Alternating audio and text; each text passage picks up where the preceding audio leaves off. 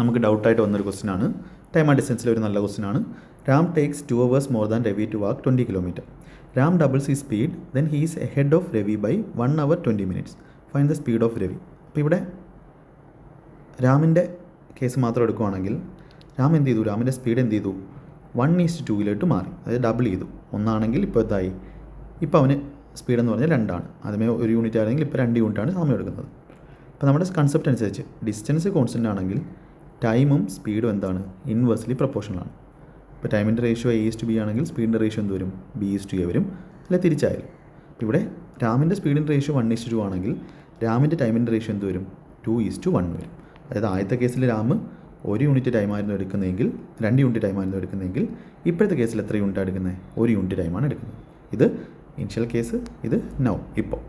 അപ്പോൾ ഇവിടെ പറയുന്നു ഈ ഡിഫറൻസ് എത്രയാണ്? 1 യൂണിറ്റിൻ്റെ ഡിഫറൻസാണ് ഉള്ളത്. അപ്പോൾ ഇവിടെ സംഭവിക്കുന്നത് എന്താ?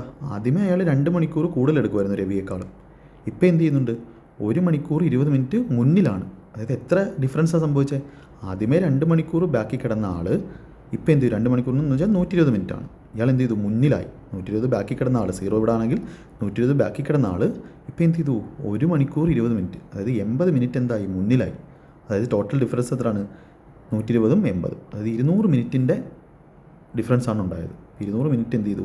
അയാൾക്ക് കൂടുതൽ കിട്ടി, കൂടുതൽ സ്പീഡിൽ പോയി. അപ്പോൾ ഒന്നിൻ്റെ വാല്യൂ 200 മിനിറ്റ് ആണെങ്കിൽ 2ൻ്റെ വാല്യൂ എന്താണ്? ഇനിഷ്യൽ ടൈം 400 മിനിറ്റാണ്. അതിൻ്റെ അർത്ഥം എന്താ?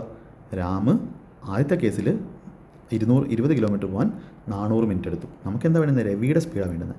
അപ്പോൾ രവിക്ക് ഇനിഷ്യൽ കേസിൽ എന്താ? രാം 2 മണിക്കൂർ കൂടുതലായിരുന്നു എടുക്കുന്നത് രവിയേക്കാളും. അപ്പോൾ രവിക്ക് ഇനിഷ്യൽ കേസിൽ എത്ര സമയം എടുത്തു കാണും?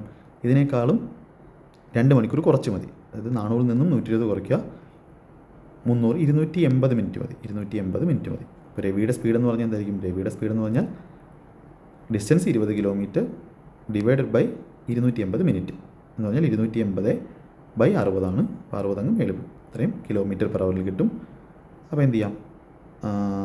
നമുക്ക് ക്യാൻസൽ ചെയ്യുമ്പോൾ 4 വെച്ചിട്ട് 5, ഇവിടെ 7, 30/7 കിലോമീറ്റർ പെർ അവർ. അതാണ് സ്പീഡ് ഓഫ് രവി. അല്ലെ, 30/7 വരുന്നത് 280. ഓക്കെ, 2ൻ്റെ വാല്യൂ 1ൻ്റെ വാല്യൂ ഇതാണെങ്കിൽ 2ൻ്റെ വാല്യൂ 200 ആണ്.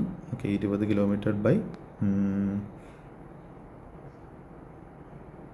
280. യെസ്, 280/60. ഓക്കെ, കറക്റ്റാണ്. 7, 30/7 കിലോമീറ്റർ പെർ അവർ. യെസ്, അങ്ങനെ ആൻസർ കൊടുക്കാം. 30/7 കിലോമീറ്റർ പെർ അവർ. ഈ കൺസെപ്റ്റ് മനസ്സിലാക്കാം. ഓക്കെ.